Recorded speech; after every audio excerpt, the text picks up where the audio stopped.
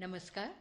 भारत के माननीय प्रधानमंत्री जी एवं गणमान्य अतिथिगण, वर्चुअल प्लेटफॉर्म के माध्यम से जुड़े सभी दर्शकगण, आप सभी का माननीय प्रधानमंत्री द्वारा ई-रूपी के इस लॉन्च कार्यक्रम में हार्दिक स्वागत है।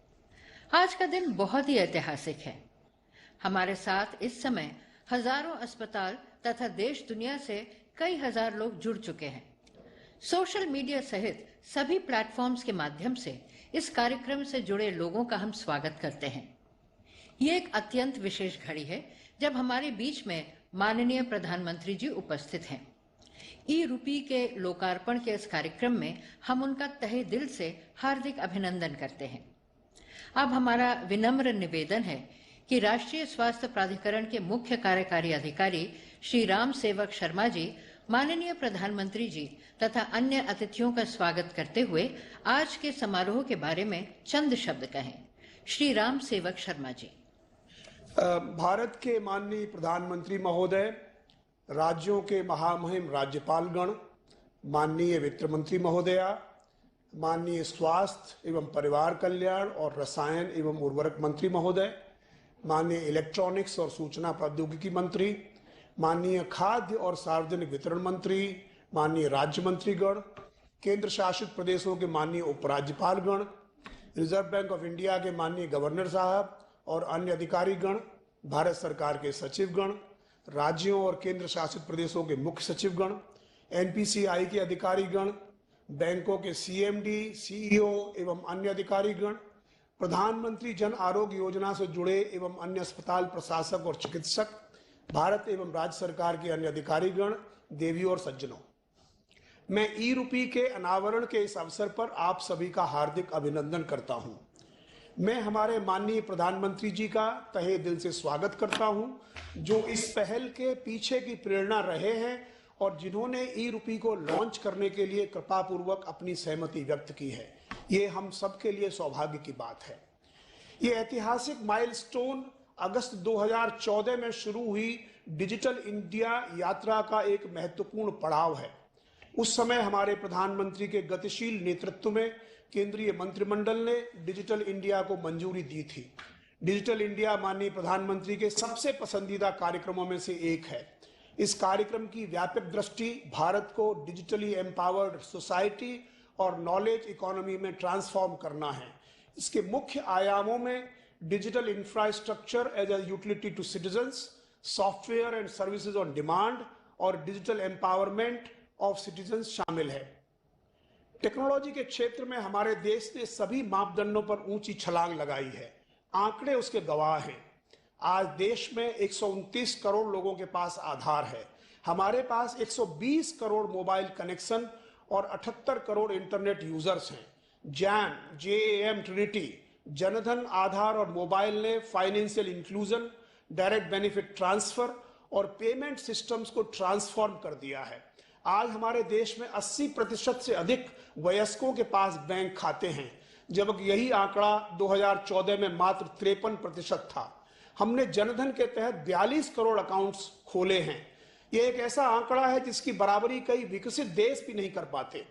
हम एलपीजी सब्सिडी से लेकर करोड़ों किसानों को हजारों करोड़ रुपए डायरेक्ट बेनिफिट ट्रांसफर के माध्यम से ट्रांसफर करते हैं। अब तक कुल 17 लाख करोड़ रुपए की राशि डीबीटी के माध्यम से हस्तांतरित हुई है। इस कठिन समय में डीबीटी हमारे देश के लिए वरदान रहा है। United payment system, unified payment system में वास्तव में डिजिटल भुगतान के क्षेत्र में क्रांतिकारी बदलाव किया है।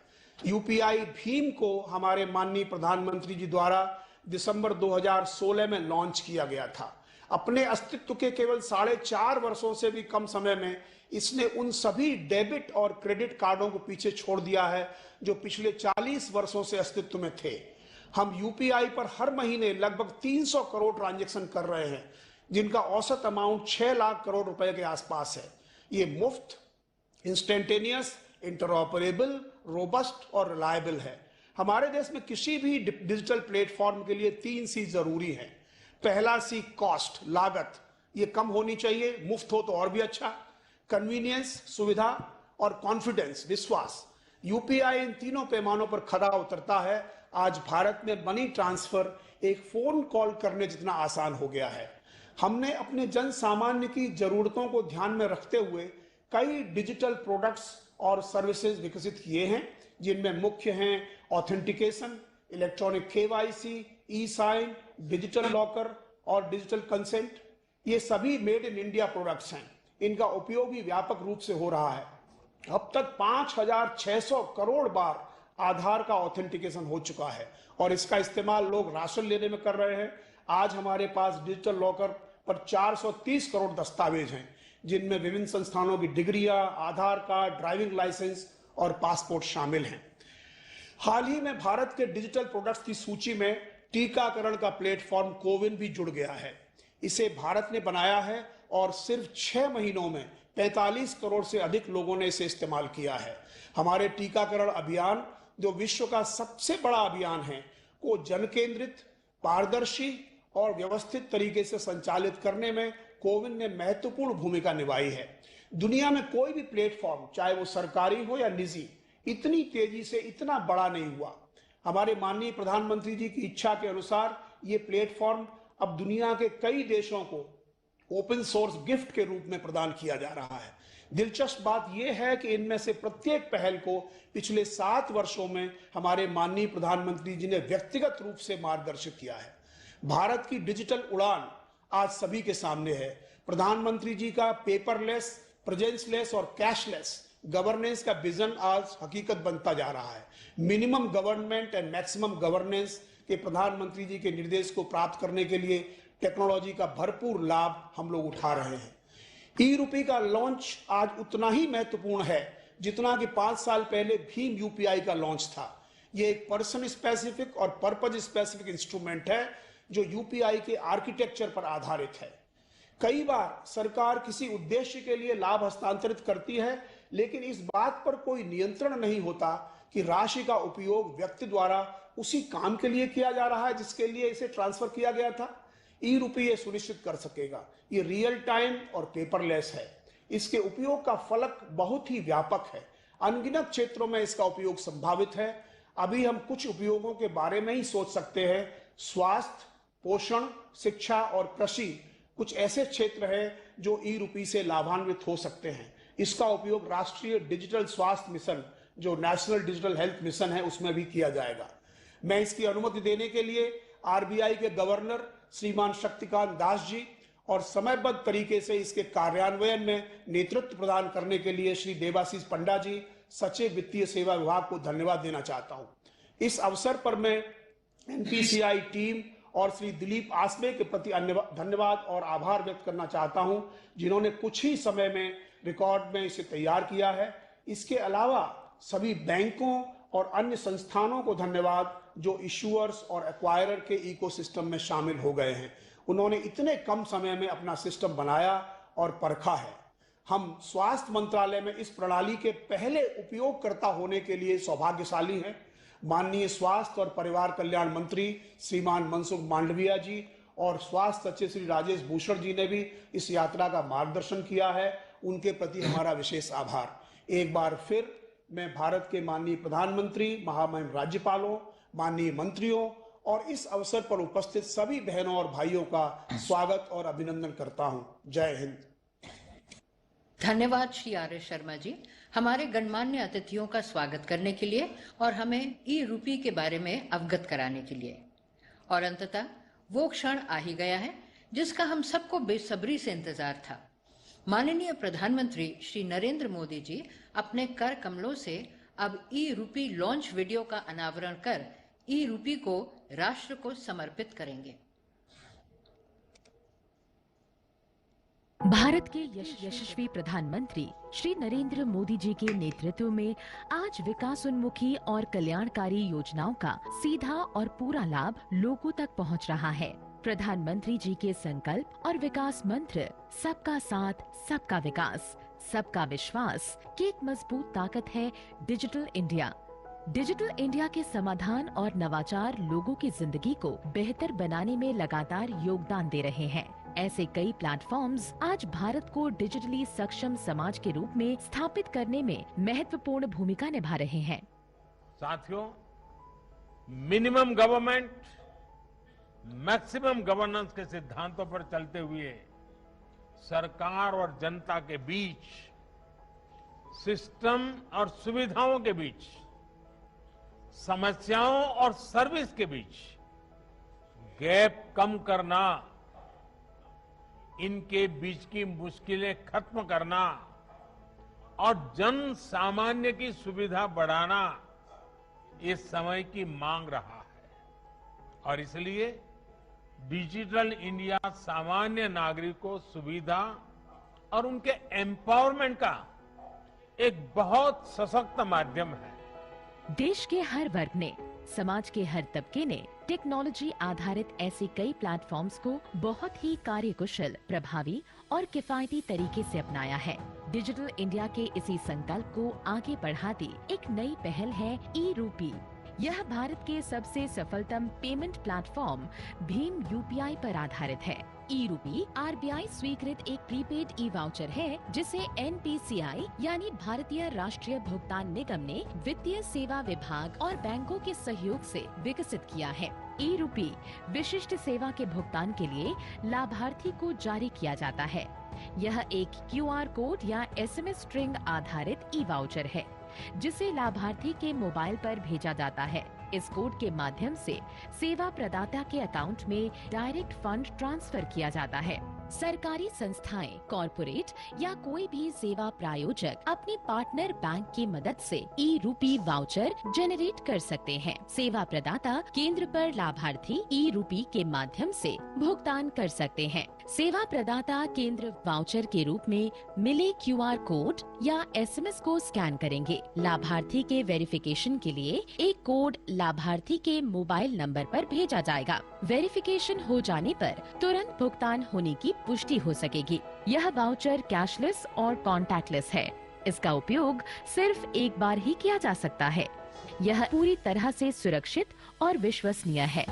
लाभार्थियों की निजी जानकारी पूरी तरह से गोपनीय होती है।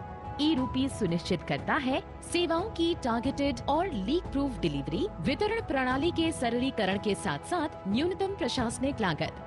ई-रूपी सरकारी योजनाओं का लाभ जन सामान्य तक पहुंचाने की दिशा में एक क्रांतिकारी पहल है। ई-रूपी का उपयोग लोक कल्याण हेतु सरकार द्वारा चलाए जा रहे विभिन्न योजना, जिसके तहत निश्चित उद्देश्य की पूर्ति के लिए भुगतान या अनुदान दिया जाता है, को सुगमता पूर्वक लागू करने के लिए किया जा सकता है। इसका उपयोग निजी संगठनों या किसी व्यक्ति द्वारा लोगों को किसी विशेष प्रायोजन के तहत लाभ देने हेतु भी किया जा सकता है। इस दिशा में स्वास्थ्य और परिवार कल्याण मंत्रालय और राष्ट्रीय स्वास्थ्य प्राधिकरण के सहयोग से कॉर्पोरेट्स द्वारा निजी कोविड टीकाकरण केंद्र पर टीकाकरण के भुगतान के लिए ई-रूपी के पहले उपयोग का आज शुभारंभ माननीय प्रधानमंत्री जी के कर कमलों से हो रहा है।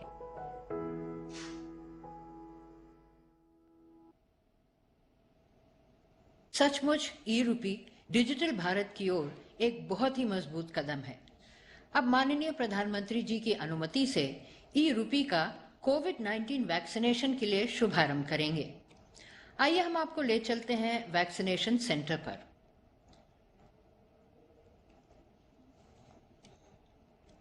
हम जुड़े हैं मुंबई के एक प्राइवेट वैक्सीनेशन सेंटर से, जहां लाभार्थी आज पहली बार इस ई-रूपी वाउचर से कोविड-19 वैक्सीन के लिए भुगतान करेंगे। हमारी पहली लाभार्थी अब वैक्सीनेशन काउंटर पर पहुंच गई हैं और वो हॉस्पिटल के कर्मचारी को अपने मोबाइल में मिले ई-रूपी वाउचर को दिखा रही हैं। अब हम देख रहे हैं कि हॉस्पिटल के कर्मचारी क्यूआर कोड के रूप में मिले ई-रूपी वाउचर को स्कैन कर रहे हैं। स्कैन करते ही लाभार्थी के पास एक वेरिफिकेशन कोड आ जाता है।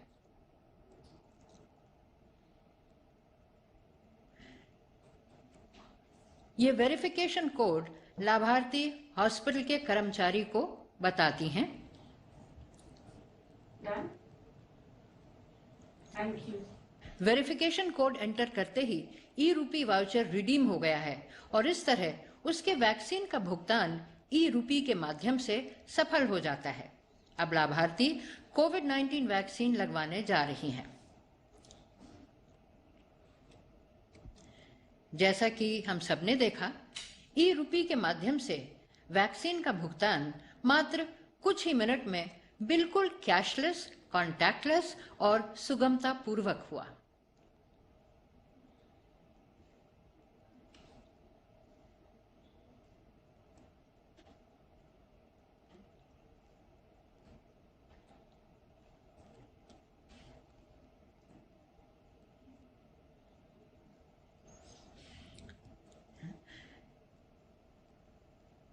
ई रूपी जैसे एक उत्कृष्ट पहल को देश को समर्पित करने के लिए माननीय प्रधानमंत्री जी को बहुत बहुत धन्यवाद। ये एक क्रांतिकारी पहल है जिसकी अनगिनत संभावनाएं हैं। अब हम माननीय प्रधानमंत्री जी को उनके संबोधन के लिए आमंत्रित करते हैं। माननीय प्रधानमंत्री जी।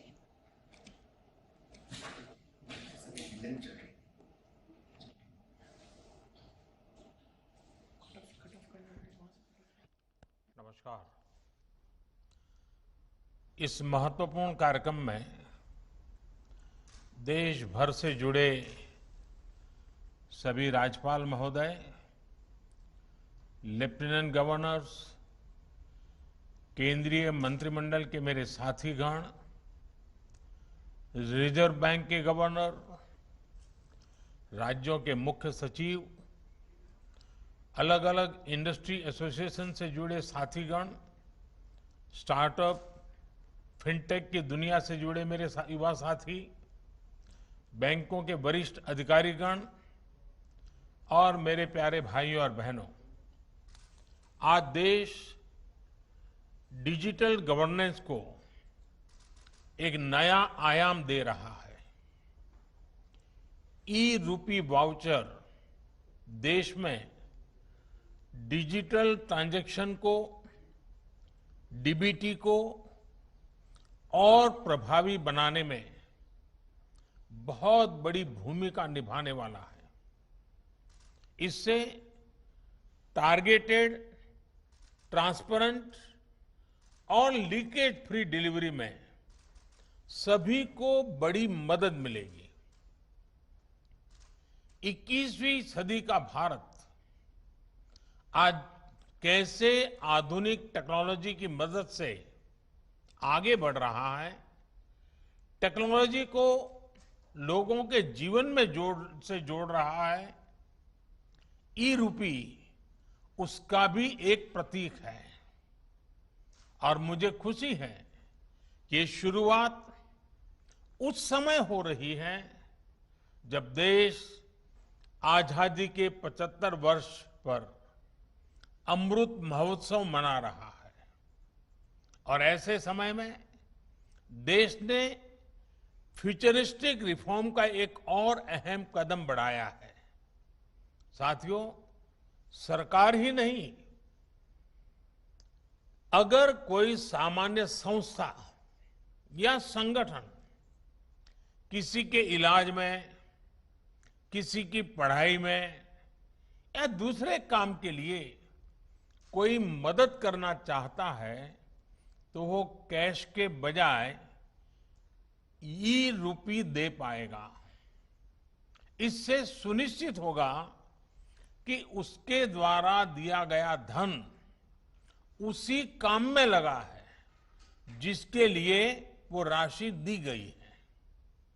अभी शुरुआती चरण में ये योजना देश के हेल्थ सेक्टर से जुड़े बेनिफिट्स पर लागू की जा रही है। मान लीजिए कोई ऑर्गेनाइजेशन सेवा भाव से भारत सरकार के द्वारा जो मुफ्त वैक्सीन दी जा रही है उसका लाभ लेना नहीं चाहता है, लेकिन जो प्राइवेट अस्पतालों में जहां कुछ कीमत देकर के वैक्सीन चल रही है उसमें भेजना चाहता है। अगर वो 100 गरीबों को वैक्सीन लगवाने की उसकी इच्छा है तो वो उन 100 गरीबों को ई रूपी वाउचर दे सकता है। ई रूपी वाउचर ये सुनिश्चित करेगा कि उसका इस्तेमाल वैक्सीन लगवाने में ही हो, किसी और काम में नहीं। समय के साथ इसमें और भी चीजें जुड़ती चली जाएगी। जैसे कोई किसी के इलाज पर खर्च करना चाहता है, कोई टीबी के मरीज को सही दवाओं और भोजन के लिए आर्थिक मदद देना चाहता है, या फिर बच्चों को, गर्भवती महिलाओं को भोजन और पर्यावरण से जुड़ी दूसरी सुविधाएं पहुंचाना चाहता है, तो ई रूपी उनके लिए बहुत मददगार साबित होगा। यानी ई रूपी एक तरह से पर्सन के साथ साथ पर्पज स्पेसिफिक भी है। जिस मकसद से कोई मदद या कोई बेनिफिट दिया जा रहा है वो उसी के लिए प्रयोग होगा, ये ई रूपी सुनिश्चित करने वाला है। कोई अब अगर चाहेगा कि वो वृद्धाश्रम में 20 नए बेड लगवाना चाहता है तो ई रूपी वाउचर उसकी मदद करेगा। कोई किसी क्षेत्र में 50 गरीबों के लिए भोजन की व्यवस्था करना चाहता है तो ई रूपी वाउचर उसकी मदद करेगा। अगर कोई गौशाला में चारे की व्यवस्था करना चाहता है तो ई रूपी वाउचर उसकी भी मदद करेगा। इसे अगर राष्ट्रीय परिप्रेक्ष्य में देखें तो अगर सरकार द्वारा किताबों के लिए पैसा भेजा गया है तो ई रूपी ये सुनिश्चित करेगा कि किताबें ही खरीदी जाएं। अगर यूनिफॉर्म के लिए पैसा भेजा है तो उससे यूनिफॉर्म ही खरीदी जाए। अगर सब्सिडाइज खाद के लिए मदद की है तो वो खाद खरीदने के लिए ही काम आए। गर्भवती महिलाओं के लिए दिए गए कैश से सिर्फ पोषक आहार ही खरीदा जा सके, यानी पैसा देने के बाद हम उसका जो इस्तेमाल चाहते हैं ई रूपी वाउचर उसे सिद्ध करेगा। साथियों, पहले हमारे देश में कुछ लोग चाहते थे कि टेक्नोलॉजी, और वो कहते भी थे कि टेक्नोलॉजी तो केवल अमीरों की चीज है, भारत तो गरीब देश है, इसलिए भारत के लिए टेक्नोलॉजी का क्या काम। जब हमारी सरकार टेक्नोलॉजी को मिशन बनाने की बात करती थी तो बहुत से राजनेता, कुछ खास किस्म के एक्सपर्ट्स उस पर सवाल खड़ा करते थे। लेकिन आज देश ने उन लोगों की सोच को नकारा भी है और गलत भी साबित किया है। आज देश की सोच अलग है, नई है। आज हम टेक्नोलॉजी को गरीबों की मदद के, उनकी प्रगति के एक टूल के रूप में देख रहे हैं। आज दुनिया देख रही है कैसे भारत में टेक्नोलॉजी पारदर्शिता और ईमानदारी ला रही है, कैसे टेक्नोलॉजी नए अवसरों को पैदा करने में, उन्हें गरीबों को सुलभ बनाने का काम कर रही है, और कैसे टेक्नोलॉजी सरकार और लाल फीताशाही पर सामान्य मानवी की निर्भरता को कम कर रही है। आप आज के ही यूनिक प्रोडक्ट को देखिए। आज हम यहां तक इसलिए पहुंचे हैं क्योंकि देश ने जनधन खातों को खोलने, उन्हें मोबाइल और आधार से जोड़ने और जैम जैसी व्यवस्था के लिए वर्षों मेहनत की है। जब जैम को शुरू किया गया था तब बहुत से लोग इसके महत्व को नहीं समझ पा रहे थे, लेकिन इसकी अहमियत को हमने लॉकडाउन के समय देखा। जब दुनिया के बड़े बड़े देश परेशान थे कि लॉकडाउन में कैसे अपने गरीबों की मदद करें, लेकिन भारत के पास एक पूरी व्यवस्था तैयार थी। दूसरे देश अपने यहां के पोस्ट ऑफिस और बैंक खुलवा रहे थे तो वहीं भारत महिलाओं के बैंक खातों में सीधे आर्थिक मदद भेज रहा था।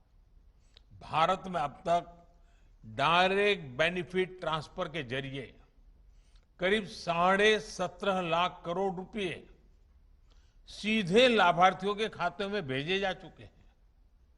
आज केंद्र सरकार 300 से ज्यादा योजनाओं का लाभ डीबीटी के माध्यम से, डायरेक्ट बेनिफिट ट्रांसफर के माध्यम से लोगों तक पहुंचा रही है।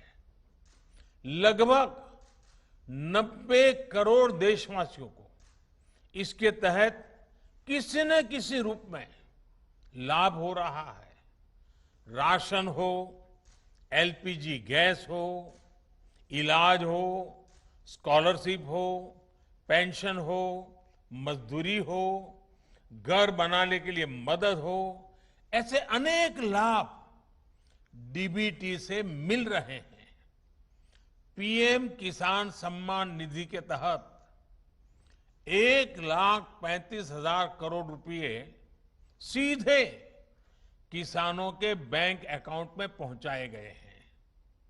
इस बार तो किसानों से जो गेहूं की सरकारी खरीद हुई है उसका लगभग 85,000 करोड़ रुपए सीधा किसानों के बैंक खाते में ही ट्रांसफर किया गया है। इन सारे प्रयोगों का बहुत बड़ा लाभ ये हुआ है कि देश के करीब करीब 1.25 लाख करोड़ रुपए से अधिक गलत हाथों में जाने से बचे हैं। साथियों, भारत आज दुनिया को दिखा रहा है कि टेक्नोलॉजी को एडॉप्ट करने में, उससे जुड़ने में वो किसी से भी पीछे नहीं है।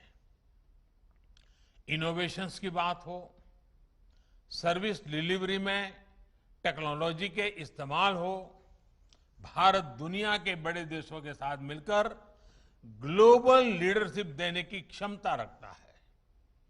पिछले 7 सालों में भारत ने अपनी प्रगति को जो गति दी है उसमें टेक्नोलॉजी के सही इस्तेमाल की बड़ी भूमिका है। आप सोचिए, क्या 8-10 साल पहले किसी ने कल्पना की थी कि टोल बूथ पर करोड़ों गाड़ियां बिना किसी फिजिकल ट्रांजैक्शन के लेन देन से निकलेगी? आज के फास्टैग से ये संभव हुआ है। क्या 8-10 साल पहले किसी ने सोचा था कि दूर सुदूर गांव में बैठा कोई हस्तशिल्पी अपने प्रोडक्ट दिल्ली के किसी सरकारी दफ्तर में सीधे भेज पाएगा? आज जेम यानी government e market place portal से ये मुमकिन है। क्या 8-10 साल पहले किसी ने सोचा था कि हमारे सर्टिफिकेट्स, डॉक्यूमेंट्स हर समय डिजिटली हमारी जेब में होंगे और हर जगह एक क्लिक पर इस्तेमाल हो पाएंगे? आज ये डिजी लॉकर से मुमकिन है। क्या 8-10 साल पहले किसी ने सोचा था कि भारत में एमएसएमई सेक्टर के उद्यमियों को सिर्फ 59 मिनट में लोन अप्रूव हो पाएगा?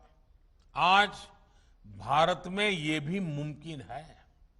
और इसी तरह 8-10 साल पहले क्या आपने सोचा था कि आप किसी काम के लिए एक डिजिटल वाउचर भेजेंगे और काम हो जाएगा?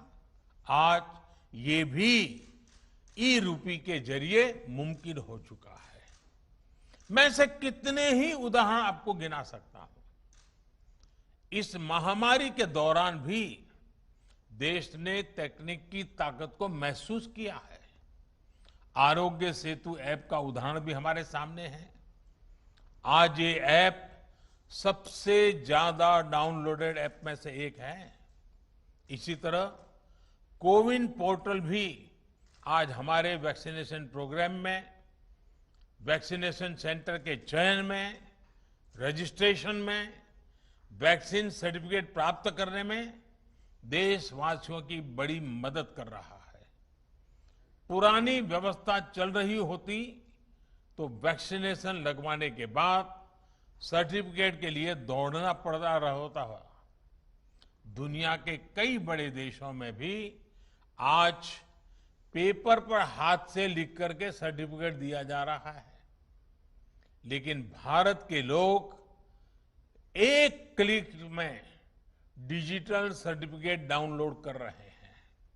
इसलिए आज भारत का कोविन सिस्टम दुनिया के कई देशों को आकर्षित कर रहा है। भारत इसे दुनिया के साथ साझा भी कर रहा है। साथियों, मुझे याद है कि 4 साल पहले जब भीम ऐप लॉन्च किया गया था, तब मैंने कहा था कि वो दिन दूर नहीं जब अधिकांश बिजनेस ट्रांजैक्शन नोट और सिक्कों के बजाय डिजिटली होंगे। तब मैंने ये भी कहा था कि इस बदलाव से सबसे अधिक गरीबों, वंचितों, छोटे व्यापारियों, किसानों, आदिवासियों का सशक्तिकरण होगा, वो एम्पावर होंगे। आज हम ये साक्षात अनुभव कर रहे हैं। हर महीने यूपीआई ट्रांजैक्शन के नए रिकॉर्ड बन रहे हैं। जुलाई महीने में 300 करोड़ से अधिक ट्रांजैक्शन यूपीआई से हुए हैं, जिसमें 6 लाख करोड़ रुपए का लेन देन हुआ है। आज चाय, जूस और फल सब्जी का ठेला लगाने वाले भी इसका उपयोग कर रहे हैं। वहीं भारत का रुपे कार्ड भी देश का गौरव बढ़ा रहा है। सिंगापुर, भूटान में भी इसे लॉन्च किया जा चुका है। आज देश में 66 करोड़ रुपए कार्ड हैं और देश में हजारों करोड़ रुपए का ट्रांजैक्शन रुपे कार्ड से भी हो रहा है। इस कार्ड ने गरीब को भी सशक्त किया है। उसे इस भावना से भरा है कि वो भी अपने पास डेबिट कार्ड रख सकता है, उसका इस्तेमाल कर सकता है। साथियों, टेक्नोलॉजी कैसे गरीबों को सशक्त करती है, इसका एक और उदाहरण है पीएम स्वनिधि योजना। हमारे देश में तो रेहड़ी पटरी वाले, ठेला चलाने वाले भाई बहन हैं, उनके फाइनेंशियल इंक्लूजन के बारे में पहले कभी नहीं सोचा गया था। अपना काम आगे बढ़ाने के लिए उन्हें बैंक से मदद मिलना असंभव था। जब डिजिटल ट्रांजैक्शन की कोई हिस्ट्री ही ना हो, कोई डॉक्यूमेंट ना हो, तो बैंक से लोन लेने के लिए हमारे रेहड़ी पटरी वाले साथी पहला कदम भी नहीं बढ़ा पाते थे। इसी को समझते हुए हमारी सरकार ने पीएम स्वनिधि योजना की शुरुआत की। आज देश के छोटे बड़े शहरों में 23 लाख से अधिक रेहड़ी पटरी और ठेले वालों को इस योजना के तहत मदद दी गई है। इसी कोरोना काल में करीब करीब 2300 करोड़ रुपए उन्हें दिए गए हैं। ये गरीब साथी अब डिजिटल ट्रांजैक्शन कर रहे हैं और अपना लोन चुका रहे हैं। यानी अब उनके लेन देन की एक डिजिटल हिस्ट्री बन रही है। पीएम स्वनिधि में ये व्यवस्था की गई है कि 10,000 रुपए का पहला लोन चुकाने पर 20,000 का दूसरा लोन और दूसरा लोन चुकाने पर 50,000 का तीसरा लोन रेहड़ी पटरी वाले साथियों को दिया जाएगा। आपको जानकर खुशी होगी कि आज सैकड़ों रेहड़ी पटरी और ठेले वाले भाई बहन अब तीसरा लोन प्राप्त करने की दिशा में आगे बढ़ रहे हैं। साथियों, देश में डिजिटल इंफ्रास्ट्रक्चर और डिजिटल ट्रांजैक्शन के लिए जो काम पिछले 6-7 वर्षों में हुआ है, उसका लोहा आज दुनिया भी मान रही है। विशेषकर भारत में फिनटेक का बहुत बड़ा आधार तैयार हुआ है। ऐसा आधार तो बड़े बड़े देशों में भी नहीं है। देशवासियों का पॉजिटिव माइंडसेट, फिनटेक सॉल्यूशन को एडॉप्ट करने की उनकी क्षमता भी असीम है। इसलिए ये आज भारत के युवाओं, भारत के स्टार्टअप इकोसिस्टम के लिए भी बेहतरीन मौका है। भारत के स्टार्टअप्स के लिए फिनटेक में अनेकों संभावनाएं हैं। साथियों, मुझे विश्वास है कि ई रूपी वाउचर भी सफलता के नए अध्याय लिखेगा। इसमें हमारे बैंकों और हमारे पेमेंट गेटवे का बहुत बड़ा रोल है। हमारे सैकड़ों प्राइवेट अस्पतालों, कॉरपोरेट्स, उद्योग जगत, एनजीओज और दूसरे संस्थानों ने भी इसको लेकर बहुत रुचि दिखाई है। मेरा राज्य सरकारों से भी आग्रह है कि अपनी योजनाओं का सटीक और संपूर्ण लाभ सुनिश्चित करने के लिए ई रूपी का अधिक से अधिक उपयोग करें।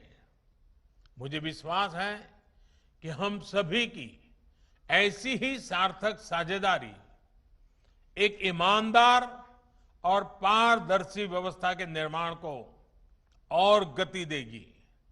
एक बार फिर सभी देशवासियों को इस बड़े रिफॉर्म के लिए बहुत बहुत बधाई देता हूं। बहुत बहुत शुभकामनाएं। धन्यवाद।